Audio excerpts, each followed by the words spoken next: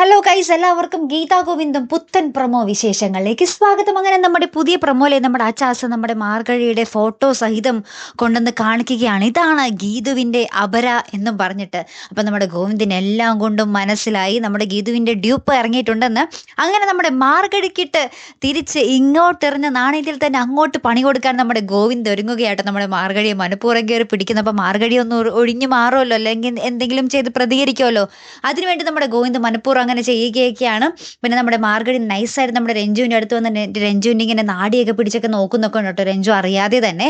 അപ്പുറത്ത് നമ്മുടെ അനാർക്കലിയും നമ്മുടെ രഞ്ജുവും അമ്മയും മകളും തമ്മിൽ പൊരിഞ്ഞടിയും വാക്പോരും അങ്ങോട്ടും ഇങ്ങോട്ടും ഭീഷണിയൊക്കെ തന്നെയാട്ടോ. നമ്മുടെ അനാർക്കലിയും നമ്മുടെ രഞ്ജുവിൻ്റെ കാരണത്തിട്ടടിക്കുന്നുണ്ട്, രഞ്ജു തിരിച്ച് അനാർക്കലിയുടെ കാരണത്തിട്ടടിക്കുന്നു.